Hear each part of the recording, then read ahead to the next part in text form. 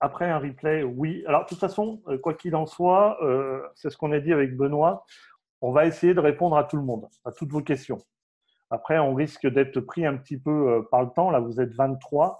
Ceci étant, on s'engage à répondre à toutes vos questions. Donc, s'il faut qu'on passe un moment avec vous demain, après-demain ou même après la réunion, on continuera à échanger avec vous et on essaiera de répondre au maximum à vos questions. Voilà, tout ce qui est dans notre domaine de compétences. Aujourd'hui, pourquoi les réseaux sociaux sont importants?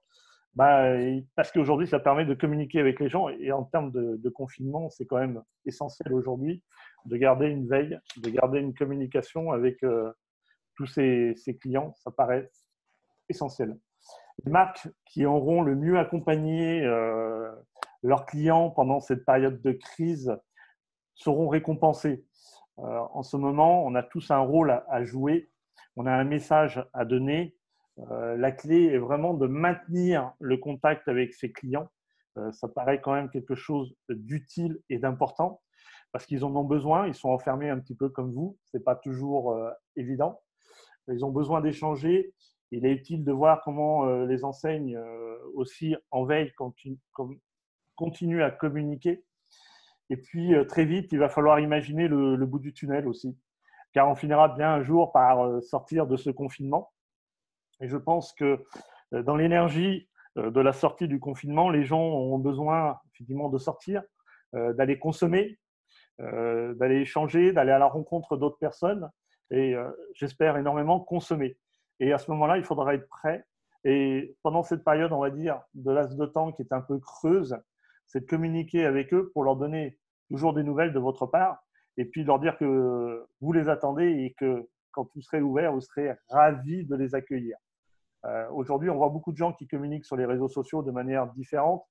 Il y a des personnes aujourd'hui qui font des actions, qui offrent des pizzas, par exemple, pour un prestataire avec qui on travaille aujourd'hui, comme Pizza Cozy, qui diffuse sur LinkedIn, qui ont, on va dire, énormément de vues. Ça permet de communiquer sur des choses qu'ils n'ont pas l'habitude de faire. Présent aujourd'hui, il y a Stéphane qui est de Gondostad, qui a une très belle communication avec des vidéos, avec des personnes qui prennent la parole. Voilà, on est amené à soutenir les gens, on explique un petit peu l'importance du sujet et puis comment on se positionne. C'est important de se positionner parce que les clients ont besoin de savoir comment vous positionnez par rapport aussi à cette crise sanitaire. Et ils ont besoin d'avoir un lien avec vous et de savoir comment un petit peu vous allez réagir par rapport à tout ça. Et ça, vous allez le faire un petit peu par vos réseaux sociaux. Alors aujourd'hui, ça me paraît délicat de communiquer sur un prix, sur une marque, sur un produit. Ça me paraît très compliqué. Je pense qu'il faut faire une communication aujourd'hui assez sobre.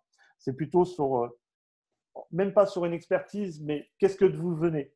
Qu'est-ce que vous faites? Vous pouvez aussi interroger vos clients. Il y a une personne aujourd'hui sur Facebook qui a demandé, il vend des vêtements, si les personnes seraient intéressées, s'ils ouvraient ponctuellement le magasin pour de la vente à emporter. Effectivement, ils commanderaient sur Internet par le biais de Facebook, il en mettrait les produits à disposition et il prendrait toutes les dispositions effectivement pour respecter les normes de sécurité. Voilà, c'est des questions qu'ils ont posées à leurs clients. Ils ont eu des demandes comme des chaussures pour enfants ou autres. Et il y a toujours cette relation qui existe et qui doit perdurer.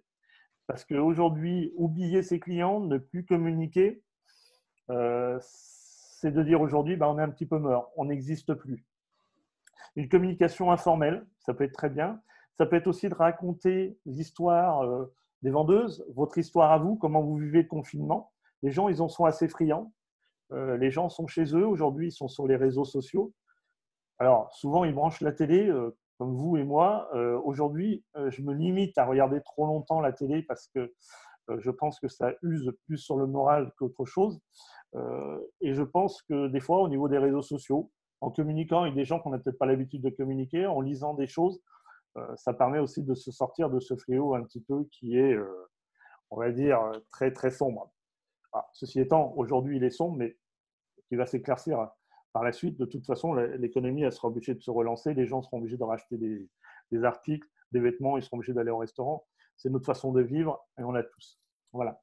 Alors, pourquoi aujourd'hui les réseaux sociaux sont importants? Pourquoi il faut communiquer? Parce qu'il faut augmenter sa visibilité, la visibilité de la marque, de l'enseigne de laquelle on représente. L'idée, c'est de conquérir peut-être de nouveaux clients par le biais de communication. Peut-être qu'ils ne vous connaissent pas. Ils vont apprendre à vous découvrir parce qu'ils ont un temps aujourd'hui de regarder les réseaux sociaux que d'habitude, ils n'ont pas le temps. Vous allez peut-être raconter une histoire qui va leur plaire. Donc, cette histoire, ils vont s'y attacher, ils vont s'y reconnaître.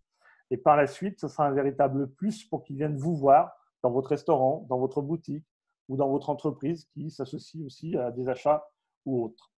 C'est très important. L'idée, c'est de créer aussi, l'important, c'est de créer une communauté. C'est-à-dire qu'on a un groupe de personnes qui aiment une marque, qui aiment une enseigne, qui aiment une entreprise et qui en parlent. D'échanger avec eux par le biais de feedback. Vous allez peut-être apprendre des choses sur votre société en les écoutant, en échangeant avec eux. Ça permet de les fidéliser et puis surtout, ça permet de créer du lien. C'est quand même assez important puisque aujourd'hui, la communication est quand même assez phare.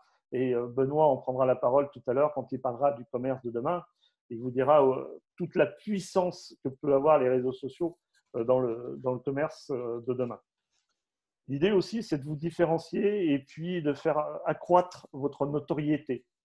Aujourd'hui, c'est le moment de montrer que vous avez une certaine notoriété, que vous avez certaines valeurs, les valeurs de l'entreprise par rapport à cette crise. C'est peut-être se positionner. Voilà. Alors, faites très attention, vous avez une communauté qui vous suit, vous avez une typologie client. Votre message s'adapte à votre typologie.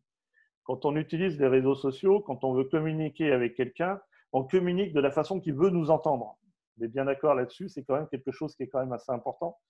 On ne communique pas pour communiquer, on ne communique pas comme on a envie de communiquer, mais on a surtout l'intention de communiquer comme on a envie de nous entendre.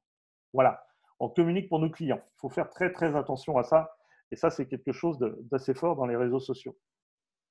Ensuite, vous êtes dans une activité, vous êtes encore dans une dynamique, malgré peut-être la fermeture ou partielle ou totale de votre entreprise.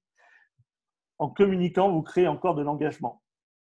Et souvent, et comme ça arrive, les gens prennent empathie de l'événement, prennent l'empathie, vous l'avez vu, alors pour les infirmières et autres, et je me joins, et j'en profite pour les remercier et autres, puisque j'ai mon épouse qui est laborantine, technicienne de labo, mais c'est de dire aujourd'hui, les clients risquent de parler de vous, ils risquent de beaucoup plus partager parce que vous allez communiquer un petit peu différemment sur des vraies valeurs de votre entreprise. Et ces valeurs-là, elles ont tout un sens. Parce que demain, on a le choix d'acheter, oui, on peut avoir acheté sur Internet, on peut acheter de mille et une façons, mais des gens qui ont les mêmes valeurs que nous, on a envie de faire un effort pour aller les rejoindre et pour aller consommer avec eux. On a envie d'être fidèle à ces gens-là. On a envie d'être avec eux. La communication sur les réseaux sociaux, elle a un coût qui est très moindre que d'utiliser aujourd'hui, de faire de la communication sur un journal, sur une publicité que vous aurez payée au préalable. Certes, aujourd'hui, sur Facebook, vous pouvez payer une publicité. Oui, ça peut être très utile. Mais aujourd'hui, vous avez des vecteurs comme les réseaux sociaux. On va parler d'Instagram, Facebook, même gratuit. Aujourd'hui, il y a une communication qui est assez forte. Il y a un relais qui est assez fort. Donc, ça fait quand même une communication à moindre coût et qui est très, très, très relayée. C'est très important. Le commerce d'aujourd'hui par les réseaux sociaux, un petit peu, on se rapproche un peu du commerce de demain. C'est de dire aujourd'hui, on a des gens qui sont chez eux, qui ne nous voient pas, peut-être qu'ils nous ont oubliés ou qui ne connaissent pas. C'est peut-être le moment, en se branchant sur les réseaux sociaux, en vous voyant, et ça leur rappelle que vous existez, ou pour leur montrer que vous existez avec des valeurs, avec des produits, avec ce que vous voulez. C'est à vous de créer une histoire et une identité de votre société, en quelque sorte, et vous allez utiliser ces valeurs par rapport à cette identité et pouvoir créer du lien avec eux, et surtout ne pas hésiter à échanger et à discuter avec eux. Voilà. Cette communication fera que vous montrez une certaine empathie vis-à-vis d'eux, et je pense qu'ils vous la retourneront, et je pense qu'on va dire, entre guillemets, quand les consommateurs seront lâchés de chez eux, je pense qu'effectivement, la consommation sera plus active au sein des magasins qui ont gardé un lien aujourd'hui assez fort avec leurs clients, si ce n'est qu'en découvrant d'autres clients ou avec leurs clients qu'ils avaient déjà. Donc, voilà. Voilà un petit peu ce que je pouvais vous dire aujourd'hui sur la communication informelle que vous pouvez donner aujourd'hui sur les réseaux sociaux. Tout à fait. Alors, n'hésitez pas à poser vos questions à Serge par message si vous avez des questions à lui poser. Il sera à votre écoute pour vous répondre tout de suite. Merci Serge. Je t'en prie, Benoît. Je crois qu'on avait la première question qui était sur les fameuses 3 questions qui étaient sur le site, Benoît.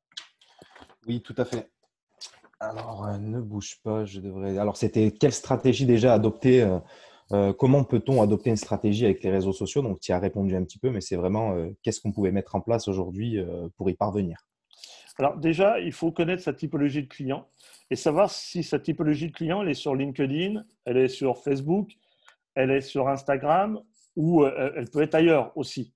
Euh, on ne peut pas communiquer sur le réseau qui nous plaît le plus. C'est aujourd'hui le commerce, les magasins et la restauration. Instagram ont un poids qui est très, très, très fort. Aujourd'hui, il existe quelque chose qui se nomme le téléphone. C'est un objet qui est hyper puissant. Voilà. Cet objet hyper puissant, il y a une chose qui évolue énormément, c'est l'appareil photo. Pourquoi c'est l'appareil photo? Parce qu'aujourd'hui, dans le mode de communication, on utilise énormément la photo. On met très peu de texte. On a envie simplement de faire une photo, de la partager. Souvent, on n'a pas envie de lire le texte qui va avec. Donc, la photo, il faut qu'elle parle. Donc, pour les restaurants et puis les commerces, les photos en elles-mêmes disent beaucoup de choses.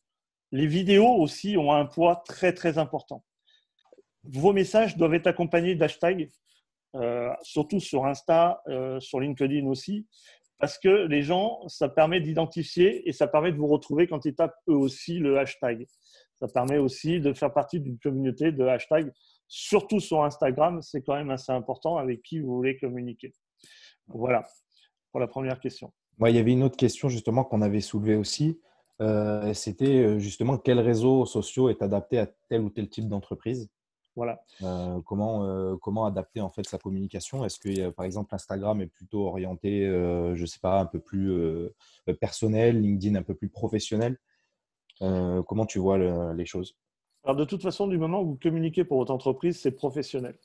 On me dit souvent, et l'erreur elle est là, c'est « Oh mais mes enfants, ils maîtrisent les réseaux sociaux, ils vont communiquer pour moi ». Il faut savoir faire la différence entre des réseaux sociaux sur lesquels on joue, on communique avec une bande de copains, on va dire, de copines, peu importe, avec une communauté qui leur appartienne. Et après, on a une deuxième communauté, c'est celle du travail. Et celle du travail, on a une autre communication. On ne se montre pas en maillot de bain, par exemple, quand on veut communiquer pour son entreprise.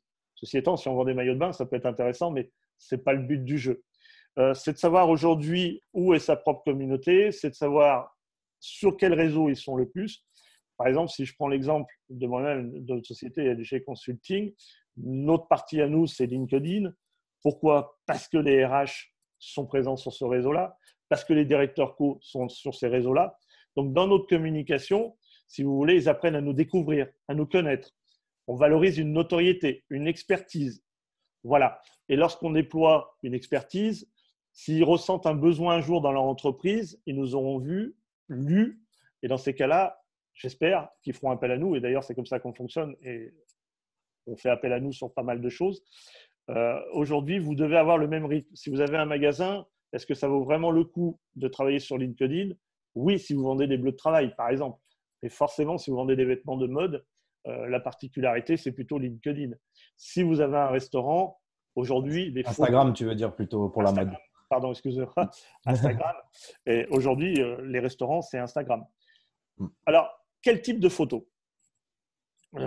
Beaucoup de gens, tous les jours, il y a certains restaurants, ils mettent leur carte. Le menu du jour écrit au crayon. C'est dommage. Je pense qu'il serait beaucoup plus intéressant de travailler peut-être avec le cuisinier qui vient d'acheter par exemple une belle poularde, qui la montre, qui dit ben voilà comment je vais la travailler aujourd'hui. C'est pas de dire ce qu'il va avoir, c'est de susciter l'intérêt de ce qu'il va pouvoir avoir. Et c'est donner envie aux gens, en quelque sorte.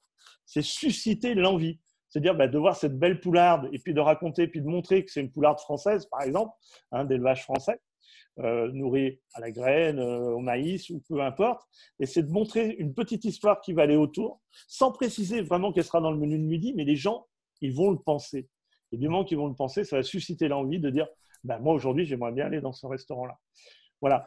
Je te coupe, excuse-moi, on a une question de Stéphane qui est assez intéressante. C'est est-ce que c'est intéressant aujourd'hui d'avoir un influenceur et comment on peut déceler en fait la personne type pour notre business en fait? Parce que je suppose qu'il y a des influenceurs qui sont spécialisés dans différents types de produits ou de métiers ou de choses comme ça. Donc, comment on arrive à reconnaître que c'est la bonne personne pour notre business? Alors, tout va dépendre. Aujourd'hui, trouver un influenceur, oui, ça a une importance. D'ailleurs, il y a Mike qui travaille dedans et qui est présent aujourd'hui. Et voilà, il nous fait coucou. Il a un joli débardeur vert de basket.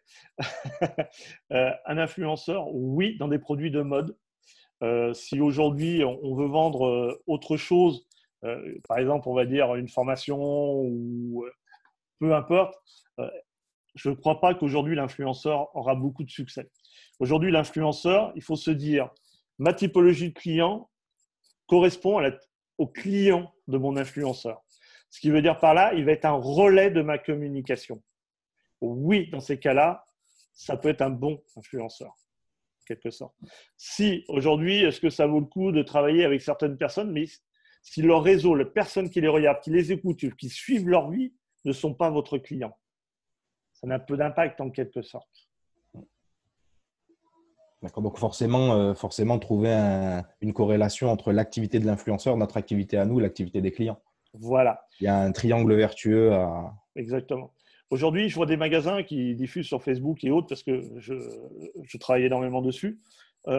Ils montrent des photos tous les jours des vêtements qu'ils vendent. Je n'en vois pas la particularité parce que, on ne peut pas trop les acheter, premièrement. Deuxièmement, l'idée, c'est peut-être de raconter plus une histoire de leur photo, de leur société. Qu'est-ce qu'ils font peut-être en attendant quand le magasin il est fermé? De temps en temps, montrer des produits parce qu'ils viennent de les recevoir, malgré que le magasin est fermé, ils les préparent pour l'ouverture. Oui, mais tous les jours, montrer une collection, c'est de dire aujourd'hui, c'est comme si je proposais une belle crème caramel à mes enfants et je leur mets sous le nez et puis à la fin du repas, je dis le dessert, vous le mangerez plus tard quand tout ira mieux. Quoi. En fait, on va pas susciter de l'envie, mais à un moment donné, on risque d'avoir l'effet totalement différent. L'idée, c'est vraiment de créer une communication qui donne envie de vous connaître, et puis surtout partager des valeurs de votre entreprise. C'est vraiment le moment de partager là-dessus. Ça a toute son importance. D'accord. Si vous avez d'autres questions, n'hésitez pas. Est-ce que tu as d'autres choses à nous dire, Serge? Tu as répondu en fait à la troisième question qu'on posait, c'était comment utiliser les réseaux pour conquérir de nouveaux clients. Donc tu l'as dit, c'est parler de l'histoire, c'est surtout susciter l'émotion, etc. Et pas vraiment montrer directement ses produits, c'est plutôt l'histoire autour du produit. Voilà. Alors là, j'ai une question. Quel est le réseau social qui te paraît le plus pertinent? En fait, c'est en fonction de votre entreprise. C'est ce que je raconte depuis. Voilà. C'est de dire aujourd'hui, vous êtes répertorié à un milieu. La photo se prête très bien pour le textile, pour le commerce, pour la restauration. Aujourd'hui, montrer des choses vivantes au terme de votre restaurant quand vous êtes ouvert ou autre. Raconter des fêtes qui s'est passées, peut-être des anniversaires. Mais dans votre communication, de toute façon, même hors de crise, vous devez communiquer sur des tarifs ou sur votre collection ou autre. Ça doit représenter pas plus de 30% de votre communication. 70% de votre communication doit être informelle. Ça doit être la suggestion, effectivement, à votre consommation. C'est-à-dire, c'est de faire réfléchir les gens en voyant une photo. Eux-mêmes vont se créer l'envie, en quelque sorte. Vous suscitez et se créent l'envie. Voilà. Si vous communiquez sans arrêt sur vos prix, sur vos vêtements ou autres, au bout d'un moment, les gens ils vont se lasser. Ce qu'ils aiment, c'est des histoires. D'ailleurs, on le voit bien avec la télé, avec certaines on va dire, séries ou compagnies qui ont beaucoup de succès, c'est que c'est des petites histoires très courtes et qui plaisent énormément. Voilà. Axer vraiment une communication, des fois, 70%, elle doit être informelle.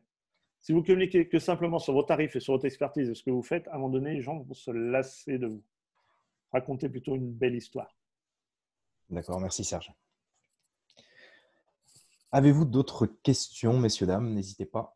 Je veille à vos messages. Est-ce que toi, par exemple, tu veux prendre un petit peu la parole, Benoît, en avançant, parce que je suis un peu bloqué avec le commerce, puisque le commerce de demain avance aussi avec les réseaux sociaux. Et là, un peu, c'est ton domaine. Je vais te laisser l'ouverture. Et puis, de toute façon, s'il y a des questions qui reviennent sur les réseaux… Ah, j'ai une très bonne question. Alors, juste, elle est très importante. Oui. La fréquence de la communication. Communiquer tous les jours, on va se lasser. Si vous dites à votre conjoint tous les jours « je t'aime », toutes les 5 minutes, au bout d'un moment, il ne va plus vous croire, il ne va plus vous écouter. La communication, si aujourd'hui, il vaut mieux communiquer moins et très bien communiquer que trop communiquer et mal le faire. Aujourd'hui, un commerce, moi, je leur dis 3 fois dans la semaine, c'est très bien. 4 fois en période de très grosse activité.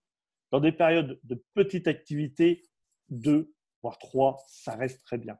Une entreprise, 2 fois, ça paraît très, très bien. Un restaurant, lui, peut se permettre de communiquer un peu plus souvent puisque les clients peuvent venir tous les jours consommer. Mais si on dépasse les 4 fois dans la semaine, après, on se lasse. Il y a trop d'images puisqu'on va être redondant dans ce qu'on dit. On ne va pas être assez créateur, innovant dans notre communication. On va lasser les gens. Voilà. D'accord. OK. Allez, je te redonne la main sur le commerce un petit peu de demain. Oui, donc merci. J'ai pas eu le temps de me présenter tout à l'heure. Merci à tous déjà d'être présents et de nous écouter aujourd'hui, dans cette période de confinement. Donc déjà, je voudrais commencer déjà par passer un petit message. Donc c'est une petite parenthèse par rapport à cette situation un peu exceptionnelle, donc qui est forcément catastrophique sur le plan sanitaire. Mais j'espère aussi que cette période de latence va nous permettre aussi de trouver les bonnes stratégies déjà à remettre en place pour le commerce de demain qui, avec ces circonstances, va devenir le commerce d'aujourd'hui. Et j'espère qu'aussi on retrouvera aussi un petit peu d'humilité, voilà, dans nos comportements, dans notre façon de consommer et que tout rentrera dans les meilleures conditions. Voilà, c'est un petit message à part pour tout le monde. Effectivement, donc moi je vais me présenter, je suis Benoît Cordero, donc je travaille avec Serge depuis maintenant 1 an et demi en tant que formateur sur des modules de vente et de merchandising. Et effectivement, aujourd'hui, nous, on a à cœur d'accompagner les commerces dans leur transformation, surtout digitale et même phygital, puisqu'aujourd'hui, le grand enjeu 2020 et des années à venir, ça va être surtout la phygitalisation des points de vente. Et cette phygitalisation, ça va être tout simplement en fait la rencontre des techniques marketing classiques, donc des magasins physiques, avec les techniques du e-commerce. Donc aujourd'hui, nous, c'est notre grand enjeu et le gros point qu'on veut développer. Alors, quelle stratégie on va pouvoir adopter? Eh bien, nous, on a à cœur de mettre en avant surtout le côté humain déjà en premier temps. Et Serge me rejoindra là-dessus puisque c'est le cœur de nos formations. Aujourd'hui, les vendeurs ont besoin d'être formés, d'être reformés à retrouver cette connexion avec les clients. Mais d'un autre côté, cette connexion va se faire aussi par l'utilisation et en s'appuyant sur des supports qui sont plus digitaux, plus numériques, qui vont permettre voilà, de faire vivre une expérience beaucoup plus décuplée aux clients avec ces apports d'outils numériques. Alors, pourquoi vraiment on devrait adopter aujourd'hui cette méthode? Eh bien, on a essayé de se renseigner, on s'est renseigné même et on a trouvé des réponses. On s'est rendu compte que les clients, eh bien, en fait, aujourd'hui, utilisaient pour la plupart dans leur parcours d'achat, donc dans le parcours total, vraiment, utilisaient énormément le numérique et qu'aujourd'hui, les magasins physiques ne créaient pas forcément ce lien vers ce parcours digital. Alors, comment on pouvait aujourd'hui trouver cette solution et trouver justement ce créateur de lien? Eh ben, c'est justement un produit que vous utilisez tous les jours. Et je l'ai dans la main aujourd'hui, ça va être votre téléphone portable. Et Serge en parlait tout à l'heure du téléphone portable, puisque c'est aujourd'hui l'outil le plus percutant quand on fait du commerce, puisque beaucoup, beaucoup de personnes, et je suis sûr que vous le faites aussi, beaucoup de personnes utilisent leur téléphone pour faire de la recherche de produits, pour naviguer simplement, pour flâner sur Internet, voilà, pour se balader, faire du e-shopping, ce qu'on appelle du e-shopping. Donc, du lèche-vitrine, du e-lèche-vitrine même, je pourrais appeler ça. Donc, effectivement, ce téléphone, il est omniprésent et c'est pour ça qu'aujourd'hui, on parle d'un parcours omnicanal, de pouvoir séduire. Les magasins vont être dans un besoin impératif de séduire leur clientèle par justement cette connexion digitale qui va devoir s'installer. Benoît, je me permets de te poser une question. Quelle Dis-moi. est la différence entre le phygital et le digital? Alors, c'est une très bonne question. Le digital, en fait, intègre, et c'est justement c'est notre gros cœur d'intérêt, c'est que le digital aujourd'hui intègre l'humain. L'humain qui est plébiscité par nombre de clients. Je suppose que quand vous faites vos achats, toutes les personnes qui sont ici, qui font des achats, aiment aller en magasin pour se procurer leurs produits. Ils aiment les toucher, ils aiment les voir, ils aiment les essayer. Et aujourd'hui, si on digitalise simplement, c'est-à-dire si on apporte simplement un apport digital et qu'on supprime cette connexion en fait humaine, eh ben, on ne va plus parler de figital, mais de digital. Et la différence, elle est vraiment là. Elle est vraiment de garder en fait toute la dimension humaine à l'intérieur des magasins physiques, mais d'apporter quand même cette touche numérique. Alors, quelles sont les innovations pour le commerce de demain un petit peu qui sont prévues? Alors, nous, on accompagne, alors on est partenaire, hein. On va en parler d'une, exactement, d'une société qui est sur Paris, qui est innovante et qui fait des programmes pour le commerce de demain. Tout à fait, un de nos partenaires qui est une start-up parisienne et qui aujourd'hui développe un système d'application digitale. Donc, c'est la société Leaf. On a eu l'occasion d'en parler. Je suppose que certaines personnes qui sont présentes aujourd'hui connaissent parce qu'on a eu l'occasion de communiquer dessus. Et donc, cette application va permettre justement de créer ce lien en fait, entre ces deux silos de vente, ces deux silos qui sont le e-commerce et les magasins physiques. On a des professionnels ici. Je vois qu'il y avait Lucille tout à l'heure. J'ai vu Lucille Pivard, qui est une professionnelle du prêt-à-porter, de la mode. Est-ce que j'arrive à retrouver sa vidéo? Oui, elle est là. Je la vois. Bonjour Lucille. Et donc, en fait, je ne sais pas si elle l'a remarqué, mais effectivement, en fait, on a vraiment deux silos distincts aujourd'hui. On a les équipes e-commerce et les équipes magasins. Alors, en intra-entreprise, elles arrivent de plus en plus à travailler entre elles. Mais ce qu'on remarque surtout, c'est que le client ne remarque pas ce travail complémentaire, cette complémentarité en fait, entre vraiment ces deux silos.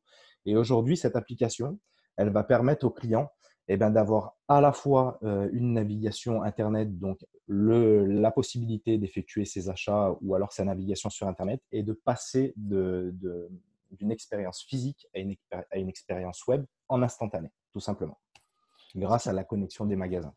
Alors, ce qui veut dire, aujourd'hui, les magasins physiques ont à tout intérêt à utiliser aussi les réseaux sociaux et ont tout intérêt à utiliser aussi leur téléphone par le biais du digital. Tout à fait, c'est ça. J'ai eu une réflexion, alors c'est vraiment une pensée personnelle, mais j'ai remarqué que c'est la première fois en fait, depuis longtemps, même je crois que je ne sais pas si ça s'est déjà vu, mais que les commerces aujourd'hui ne sont plus avant-gardistes par rapport à la consommation des clients. C'est-à-dire qu'en 1960, on a inventé le concept de l'hypermarché, le tout sous le même toit, et ça a révolutionné le commerce. On a inventé ensuite Internet, qui a révolutionné encore une fois la consommation. Mais aujourd'hui, les clients ont pris les devants, c'est-à-dire qu'ils sont plus connectés que les magasins. Et une majorité des magasins aujourd'hui n'a pas cette connexion avec Internet et ce fil conducteur qui mène vers une expérience web, tout simplement. Et aujourd'hui, elle est essentielle, puisque déjà, pour gérer les magasins, il y a déjà un aspect de gestion. Grâce à Internet et au digital, on va pouvoir gérer davantage les stocks, on va pouvoir avoir un flux de produits qui va être beaucoup mieux géré. Et en même temps, on va créer une expérience exponentielle, mais vraiment décuplée pour le client. Et on va faire vivre notre magasin comme le client le souhaite. Et en fait, c'est vraiment cette optique client qu'il va falloir retrouver. Alors, ce qu'il faut savoir, je prends un peu le pas par rapport à ce que tu dis, sur certains magasins à New York, en termes de gestion de stock, ils n'ont pratiquement plus rien à vendre. C'est-à-dire, vous rentrez dans le magasin, vous essayez, vous achetez, vous repartez sans et vous êtes livré après chez vous au niveau des produits. Alors, là, on dit tout le temps que ça arrive un petit peu plus tard sur les pays européens. Aujourd'hui, ils peuvent prendre des rendez-vous avec le téléphone. Aujourd'hui, ils peuvent payer avec le téléphone. Ils essayent une paire de chaussures, elle leur plaît. Paf, ils font l'achat directement en scannant un code barre et c'est débité sur leur compte. Ils n'ont plus besoin de passer à la caisse, ils n'ont pas besoin de repartir avec le sac, ce qui leur permet aujourd'hui de faire les restaurants en cours de route. Enfin, aujourd'hui non, puisqu'ils sont en confinement, mais voilà. C'est-à-dire, c'est de supprimer tous les freins aujourd'hui qu'il peut y avoir dans le commerce. Les freins, ils sont nombreux. Les freins, c'est la cabine d'essayage où il y a toujours une attente qui est phénoménale. Les freins, c'est aujourd'hui la caisse. Combien de fois on a posé des articles parce qu'on n'avait pas envie de passer en caisse, il y avait trop de monde. Voilà, c'est d'utiliser le téléphone pour éliminer un petit peu tous les freins qu'on peut avoir dans le magasin physique, qui va nous permettre de nous redonner envie et de donner encore plus envie d'aller dans un magasin physique. Même en termes de freins, on peut même aller plus loin. On peut parler aussi des horaires du magasin. Aujourd'hui, par exemple, si vous baladez un dimanche, Vous êtes en train de vous balader au centre-ville, vous passez devant une vitrine qui est maintenant connectée. Eh ben, on va pouvoir faire défiler la collection du magasin. Le magasin restera fermé, bien sûr, donc il n'y a pas de vendeur. On ne travaille pas le dimanche, mais on va pouvoir quand même, grâce à notre téléphone, interagir avec cette vitrine et pouvoir acheter nos produits. Donc, en fait, le magasin devient un peu comme un site internet physique. Ça devient assez incroyable, mais c'est vraiment en fait cette notion-là qu'on veut donner. Et c'est là où l'omnicanal en fait prend tout son sens, le phygital prend tout son sens, puisque les magasins deviennent en fait se mutent avec les navires amirals aujourd'hui qui sont les sites e-commerce, puisque les sites e-commerce sont considérés aujourd'hui vraiment comme des navires amirals des entreprises. D'ailleurs, je crois que toutes les entreprises aujourd'hui ont un site internet, qu'ils soient vendeurs ou non. C'est un point essentiel de la vie d'une société, d'un commerce, du moins. Très bien. Dans le commerce de demain, beaucoup de choses évoluent puisque aujourd'hui on ouvre des magasins, sites de distribution d'alimentation sans caissier, puisque les gens vont passer directement avec leurs produits. Ce qu'il faut savoir, oui, il y aura peut-être plus de caissiers, mais il faudra mettre plus de vendeurs, de gens experts, on va dire, dans des domaines bien particuliers pour pouvoir mieux aider les gens dans leurs achats. Et ça paraît quand même essentiel, Tout à très fait. essentiel. J'ai une bonne remarque justement de Lucille qui me dit en boutique, nous recourons à des services tels que la e-réservation, les extensions de gamme livrables gratuitement en boutique ou au domicile moyennant participation. Effectivement, c'est des premiers pas qui sont mis en place et qui sont très intéressants puisque là, en fait, on va déjà pouvoir donner un premier canal de distribution et emprunter un premier chemin vers justement cette digitalisation. Donc, c'est très intéressant de pouvoir mettre ça en place. Mais il va falloir vraiment en fait le décupler et vraiment voir l'ampleur du parcours client et vraiment aller toucher sur tous les canaux et pouvoir en fait donner une harmonie, si je peux dire comme ça, au parcours client et à la fois aux ventes des enseignes. Je vois que j'ai une autre question de Jamila. Bonjour Jamila, je ne t'ai pas salué. Alors c'est Jamila, c'est pas Jamila, c'est Jamila. Ah, Jamila, Attention, autant pour moi. alors Autant pour attention, moi. on se trompe pas avec Jamila. Ah non, ah non, ah non, non, non, je ne me tromperai pas, je ne me trompe plus, Jamila. Donc le digital dans la restauration, qu'en penses-tu? Déjà, je trouve que les restaurants, notamment les fast-food, ont été un peu les précurseurs de la digitalisation. Avec les bornes où vous pouvez, vous savez, commander votre repas quand vous arrivez à McDo. Aujourd'hui, on ne passe plus beaucoup en caisse. On vient, on commande son menu best-of à la borne. Donc, c'est des choses qui marchent très, très bien. On a aussi les tablettes pour les commandes, pour les services à table, pour les restaurants qui ont des services à table. Donc là, on passe par des commandes sur des tablettes. On a des checks. Donc, c'est des choses qui sont faites depuis, je pense, très longtemps dans la restauration et qui sont même assez avant-gardistes là-dessus. Alors après, pour digitaliser davantage, je ne sais pas comment on peut digitaliser un Big Mac, mais, mais je pense que les restaurateurs sont déjà allés très très loin et là je pense que ça va être plus au niveau après de la gestion peut-être des denrées, de toutes ces choses-là en fait. Alors, juste pour en revenir sur la restauration et sur effectivement la digitalisation, c'est de dire aujourd'hui, si on s'assoit à table avec son téléphone, on peut pratiquement envoyer sa propre commande. On n'est plus d'attendre la personne qui nous sert ou autre. On aura peut-être plus quelqu'un qui nous accompagnera sur d'autres sujets. Alors, on dit souvent, oui, mais ça va éliminer des personnes. Non, ils vont être employés à faire autre chose. Peut-être un accompagnement, parce que souvent, on est content de vous voir, on est content de vous faire asseoir, on tire la chaise, on vous assoit, on vous donne la carte et puis on vous voit plus. On a d'autres personnes à servir, on vous a oublié un petit peu parce que de toute façon, vous êtes assis. Forcément, vous allez pouvoir consommer. Alors, c'est peut-être pouvoir utiliser ça. Aujourd'hui, si je prends l'exemple d'une grande chaîne de distribution, d'alimentation rapide, on peut commander par téléphone. Le seul problème qu'ils ont, c'est que quand on arrive chez eux, il faut quand même passer à la borne et taper un numéro pour être servi. Ce qui est quand même assez dommage. On ne peut pas prendre un rendez-vous. Il y a quelque chose qu'on teste avec 2-3 commerces aujourd'hui, c'est de dire, effectivement, on prend rendez-vous avec un vendeur de son choix, le jour où il travaille, à une heure bien précise. Cette personne-là l'attend. S'il vient pour 4 heures, lui propose une petite friandise ou quelque chose d'assez intéressant. Et puis après, se consacre à lui. Il devient son personnel shopper. Voilà. Et il devient quelqu'un qui est, on va dire, alloué, mais qui va l'accompagner dans son, on va dire, dans son achat. Mais pas accompagner en étant force de vente, en étant que en proposition. C'est l'aider à bien choisir les vêtements qu'il aimerait porter.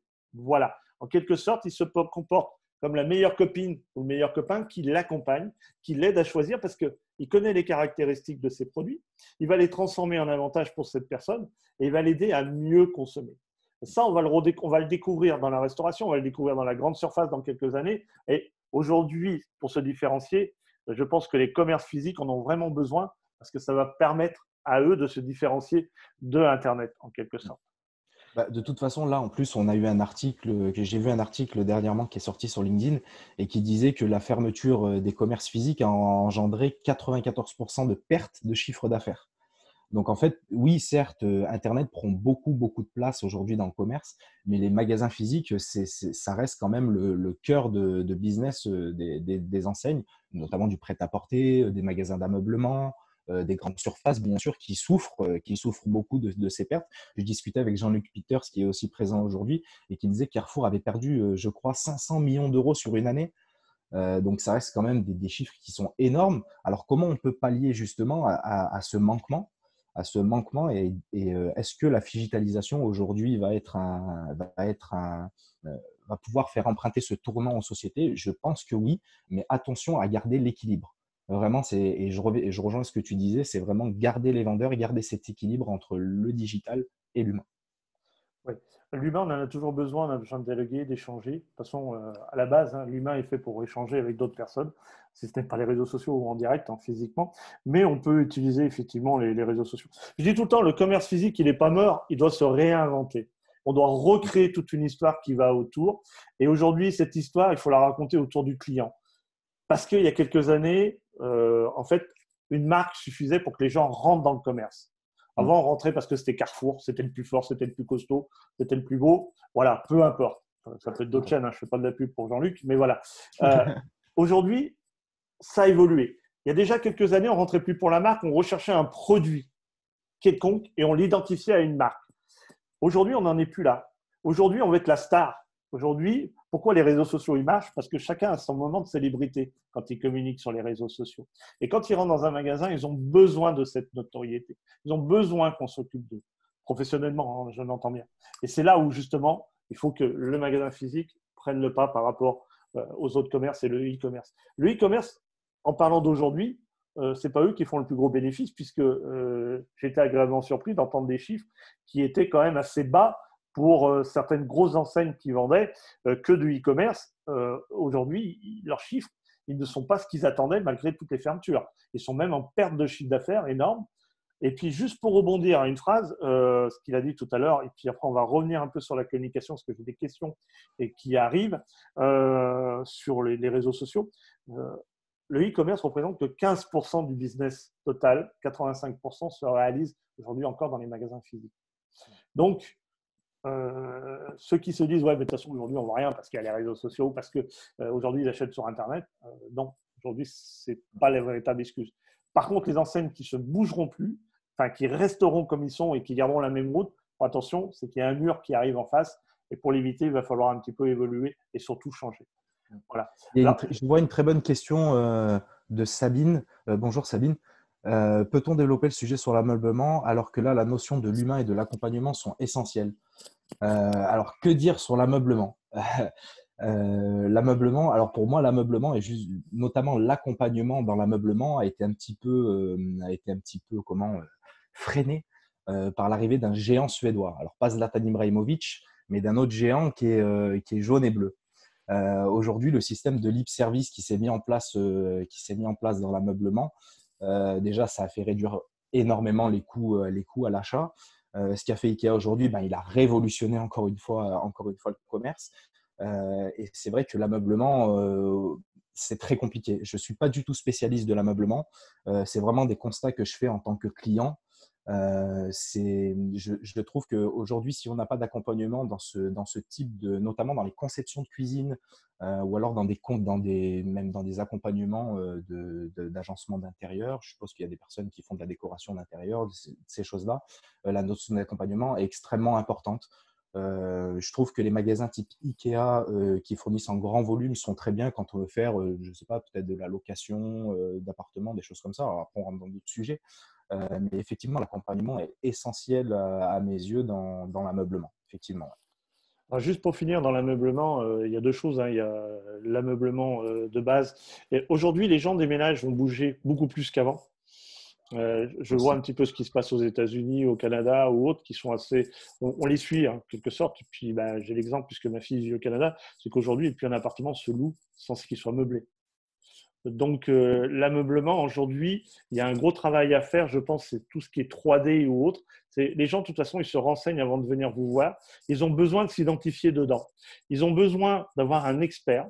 Parce qu'aujourd'hui, pourquoi certaines chaînes ont du mal, c'est qu'ils ne forment pas assez leurs collaborateurs, ils ne deviennent pas assez experts et on n'a pas les réponses. Pourquoi l'expertise a toute son importance? Parce qu'on va chercher des informations sur Internet avant d'aller voir le magasin. Et le jour où on rencontre quelqu'un et qu'on se rend compte qu'on en sait plus que lui, on n'a pas envie de l'écouter et on n'a pas envie d'acheter chez lui. Aujourd'hui, le vendeur, il a une double partie, c'est de dire ce que vous avez lu là, c'est vrai, cette partie-là n'est pas vraie, mais je vous explique pourquoi. Par contre, vous, voilà ce que vous avez besoin chez vous. Je vous écoute, vous voulez ça, voilà comment vous pouvez le mettre en place. C'est ça un véritable accompagnement et c'est de vraiment lui montrer son expertise. Les gens sont prêts à payer plus cher, et ça c'est véridique, hein, s'ils ont un vrai accompagnement derrière, s'ils ont des vraies réponses à leurs questions et s'ils sont entourés de quelqu'un qui savent répondre à leurs questions. J'ai une Surtout question d'une que, personne qui est… oui. Ouais, Non, non, qui… j'allais rejoindre ce que tu disais par rapport à l'ameublement. Effectivement, des choses comme la 3D pour la conception de cuisine, j'en reviens là-dessus. C'est des choses qu'on ne peut pas véritablement faire sur Internet tout seul. Et l'accompagnement, il est essentiel. Donc, il va falloir forcément trouver de nouveaux outils et de nouvelles façons de créer l'expérience. Alors, j'ai une personne qui me dit, ma société est en cours de création, comment je peux communiquer? Quel est le réseau social le plus adapté? En cachant que mon activité, en sachant plutôt que mon activité sera le transport de personnes. Oh, oui, alors, euh, je reviens, qui sera la typologie de ces personnes-là?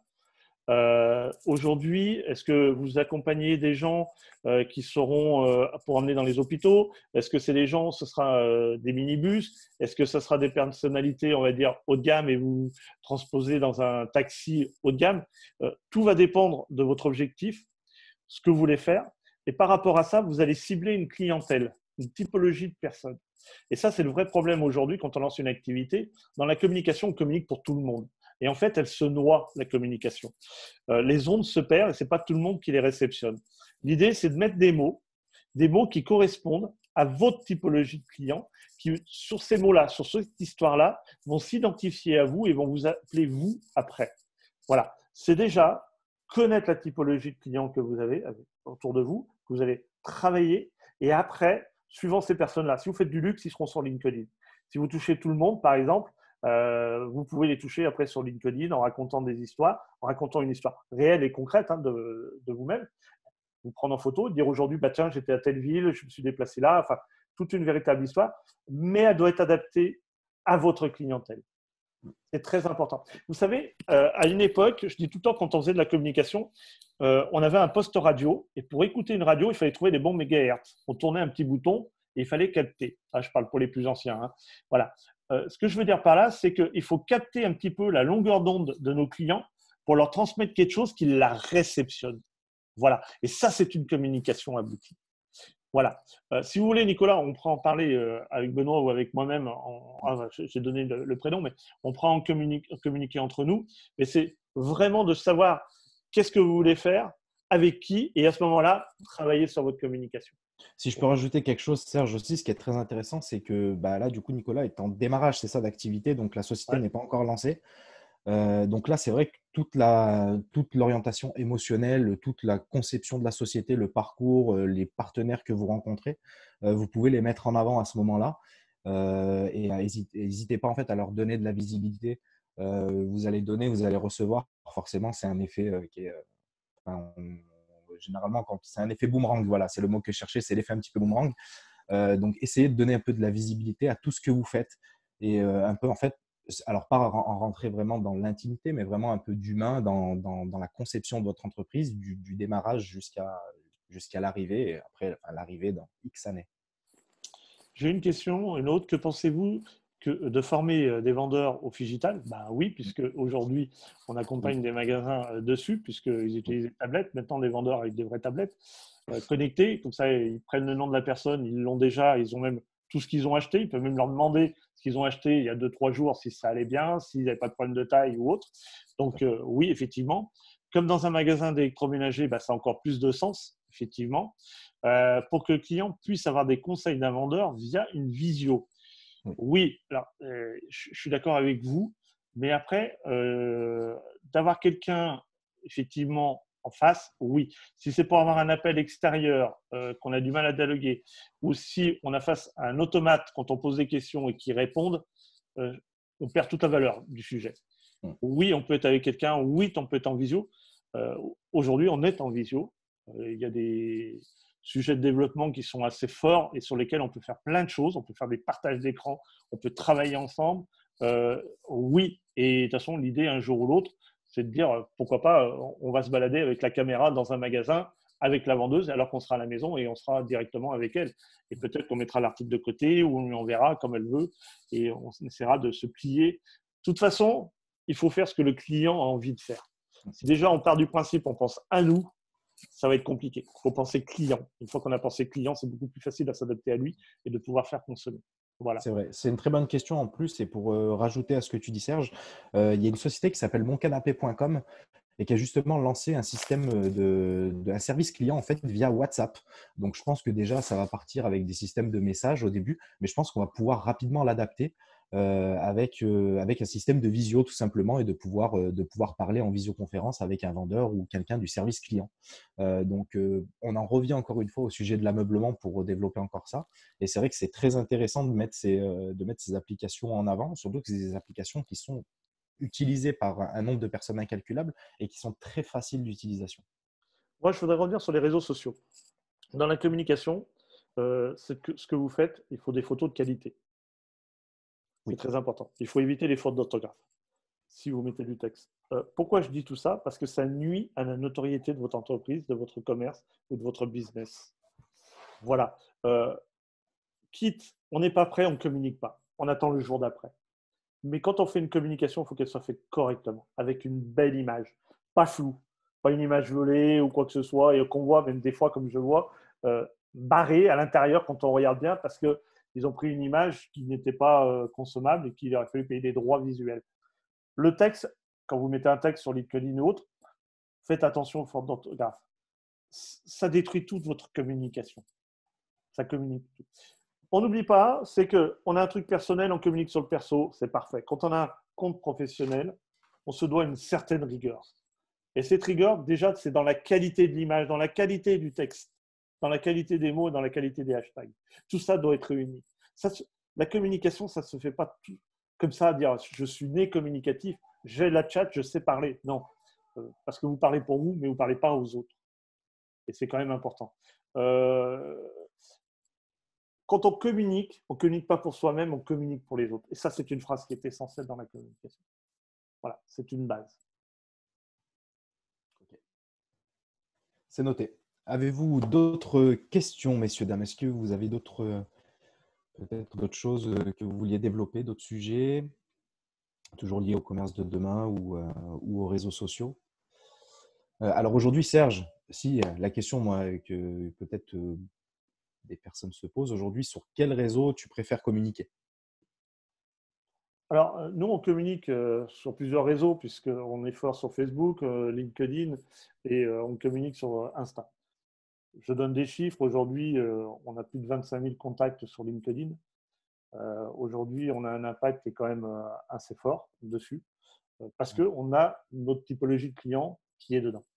Sur Instagram, LFG, on n'a pas beaucoup de monde. On communique un petit peu dessus parce qu'on est des créateurs d'entreprise. On veut montrer une certaine visibilité, mais ce n'est pas là-dessus que nous, on est performant parce qu'on n'a pas notre clientèle dessus. Facebook, de toute façon, dans quelques années, c'est fini. Aujourd'hui, ça va être Insta qui va prendre le relais. Plus les téléphones vont être performants dans les appareils photo, on va jouer, il y aura Pinterest, il y aura plein de choses qui vont prendre la place. Et Facebook, il va mourir petit à petit. C'est mon point de vue et c'est le point de vue de beaucoup de personnes qui sont dans mon entourage. Et puis même au niveau des jeunes, parce que quand on discute avec les plus jeunes, qui disent mais t'es has-been, t'as un Facebook, quoi. Maintenant, c'est fini, quoi. Tu te feras Insta, quoi. Ok, j'ai bien compris. Si votre typologie de clients, c'est des enfants de 15 ans pour des vêtements très modes, très branchés sur des jeunes, si vous êtes sur Facebook, Vous aurez moins de chances de les avoir. Vous aurez encore même moins de monde, vous ne les aurez pas du tout sur LinkedIn, sauf quand ils cherchent un stage. Voilà. Après, voilà, c'est un peu plus difficile. Mais par contre, sur Insta, vous les avez. Vous les avez aussi sur WhatsApp. Vous avez plein de réseaux sur lesquels il faut les chercher. Et c'est toujours ce que je dis. Identifiez bien votre client. Une fois que vous l'avez identifié, regardez sur quel réseau il est. Et après, vous y allez. Et puis, vous communiquez. Si vous avez besoin de quelqu'un pour vous faire accompagner, trouvez des experts autour de vous qui vous accompagneront. Parce que la communication, c'est la notoriété de votre entreprise. Il y a Audrey qui est présent aussi aujourd'hui, qui communique aussi. Ses posts sont toujours de très grande qualité. Ça donne envie de les suivre. Quand vous repartagez quelque chose d'un article, des fois, il y a des gens qui repartagent des articles, surtout sur LinkedIn. Mettez un petit peu un texte avec l'article que vous partagez. Dites ce que vous en pensez. Dites votre posture par rapport à ce texte. Où vous en êtes, vous, par rapport à votre expertise, par rapport à ce que vous partagez. Ne partagez pas simplement pour partager. Partagez-en moins, mais dites pourquoi vous le partagez. Et ça vous donnera encore plus de valeur. Justement, une question qui découle de ça d'Eric. Bonjour Eric, j'ai pas eu l'occasion de te saluer aussi. Est-ce que la vidéo a un impact sur LinkedIn? Est-ce que la photo, la vidéo, qu'est-ce qui a le plus d'impact? Alors, nous, on a rencontré une chose, c'est qu'aujourd'hui, on utilise les téléphones, on est à l'aube de la 5G, je me parle de la 5G, alors que la plupart des téléphones, déjà en 3G, on a du mal à capter. Quand on met une vidéo, elle ne se lance pas quand on est sur le site. Donc, si vous mettez une vidéo, il ne faut pas qu'elle dépasse les 30 secondes. Parce que si vous dépassez, c'est trop long et les gens ne vont pas aller au bout, premièrement. Et deuxièmement, elle va être très longue à se mettre en route. Donc, les gens, il faut que ça aille vite. On était dans une surconsommation, je pense que ça va changer un petit peu. Mais là, il faut que ça aille vite. On n'a pas envie de perdre du temps, on a envie de regarder les choses. La photo a toute son importance parce que la première chose qui va faire que les gens ils vont s'arrêter sur votre post, déjà et d'une, c'est votre photo. Voilà. Les vidéos, c'est bien, mais il faut avoir le temps pour les regarder. Si je prends moi, mon positionnement, c'est qu'aujourd'hui, j'ai fait 2 posts pour cette conférence. Seul sur la vidéo, j'ai eu 4-5 000 vues. En photo, on a dépassé les 10 000 vues. Voilà. Le même, pratiquement le même. Donc, et en plus, ils calculent moins les choses puisque quand vous regardez une vidéo, vous avez une vue quand la personne a regardé minimum sur LinkedIn 3 secondes la vidéo pour avoir un retour. Voilà. Sur la photo, c'est simplement un vu. Faites attention entre le vu et la personne qui like un article. D'accord? Ce n'est pas forcément le plus de vues, c'est la façon le plus de liker, quoi, en quelque sorte, qui est important. J'ai une autre Voilà. question, Serge, de Sabine, qui nous demande LinkedIn par rapport à Instagram est a priori plus performant chez nous en termes de transformation en vente. Donc, elle vend des meubles haut de gamme. Donc, LinkedIn est plus puissant. Pourtant, Instagram touche une clientèle beaucoup plus large. Que choisir? Aujourd'hui, tout va dépendre. Alors, c'est toujours pareil parce qu'on parle de génération. Quelle est la génération qui consomme chez vous? Instagram, vous trouverez personne de plus de 60 ans, sauf s'ils discutent avec leurs petits-enfants, en quelque sorte. Tout va dépendre de l'âge. C'est pour ça que je ne veux pas dire que votre clientèle, d'après ce que je vois, vous avez une certaine maturité dans votre clientèle. Effectivement, c'est pour ça que vous la retrouvez un peu plus sur LinkedIn après. Je pense qu'il y aurait quelque chose peut-être à développer, à créer une communauté encore sur Facebook en faisant adhérer ces personnes-là parce qu'eux, ils y sont. Et ils en sont encore dans le suivi, effectivement, de Facebook. Voilà. Instagram. Alors, Instagram. Insta, de toute façon, c'est un élément d'avenir. C'est quelque chose de très fort. On prend une photo, dans la seconde qui suit, il est dessus, quoi. Il est sur Instagram, on met un hashtag et c'est parti, quoi. On nous voit, on diffuse et on est la star, quoi, en quelque sorte. Ça va très, très vite. Voilà. Et puis pour ajouter un petit peu à ce que tu dis, c'est vrai qu'aussi il y a une différence aussi de communication entre Insta et LinkedIn, puisque LinkedIn c'est très professionnel et on va utiliser quand même des mots assez génériques du commerce, les ventes, les clients, etc. Instagram, on est beaucoup plus dans le personnel, on va montrer de la vidéo, on va montrer peut-être nos vendeurs qui sont en train de faire une vente, de montrer l'ambiance d'équipe, une cohésion, une certaine cohésion, tout ça, en fait, tout ce qui va faire un petit peu l'écosystème à côté de la vente pure. Et quand Serge parlait tout à l'heure de force de vente, je trouve qu'en magasin, c'est même un petit peu grossier de parler de force de vente et plutôt de parler de personal shopping en fait réellement. Donc, je pense que c'est vraiment ces deux communications à faire vraiment une distinction entre ces deux communications. Pardon. Et les communications qui marchent bien aussi, les posts, c'est quand vous mettez de l'émotion dedans. Il ne faut pas avoir peur d'en parler. Émotionnellement, c'est très, très fort. Vous allez attirer les gens. Ils vont faire preuve d'empathie, de dire… Aujourd'hui, certaines personnes disent effectivement, on peut communiquer sur une erreur qu'il a faite. Et aujourd'hui, il attire du monde et les gens prennent de l'empathie vis-à-vis de lui. Mais par contre, il a appris de son erreur, ce qui lui permet d'être meilleur. Il y a Audrey qui demande, vaut-il mieux une page LinkedIn d'entreprise ou utiliser son compte personnel pour communiquer sur l'entreprise? Il faut un compte entreprise quand vous avez une grosse entreprise et quand vous dépassez, on va dire, une quinzaine de personnes. Voilà. Si vous êtes moins de 10, il vaut mieux avoir un compte personnel à votre nom. Voilà. Et ça ne sert à rien d'avoir les deux. Travaillez que sur un, dans ces cas-là. Mais moins de 10 personnes, restez sur un nom personnel. Faites relayer par les personnes qui travaillent avec vous, alors nom personnel aussi, comme ça démultipliera un petit peu votre communication. Une très grosse entreprise peut se permettre d'avoir un compte personnel et c'est beaucoup plus fort. Aujourd'hui, si je prends l'exemple d'un hôtel, moi personnellement, je resterai sur du personnel. Voilà. D'accord. Ok. Merci. J'ai Lucille qui nous dit Instagram, à mon sens, touche un large public en quête de beau, de mode, du moins dans la mode. Et LinkedIn s'adresse aux pros divers et variés. Effectivement, donc ça rejoint ce que tu disais tout à l'heure, effectivement. Mais Lucille est une pro. Oui. On la suit d'ailleurs, on va le dire. Tout à fait. Voilà, elle est aussi bien sur Facebook, elle est sur LinkedIn. Voilà, elle partage beaucoup d'articles, mais elle a entendu ce que j'ai dit sur les articles quand on partageait. Voilà, elle va faire preuve de son expertise qui est assez développée et assez importante, je pense aussi. Voilà. C'est vrai. Parler de votre expertise. Il y a Véronique aussi qui est présent là, qui est dans l'immobilier, qui partage aussi pas mal de choses.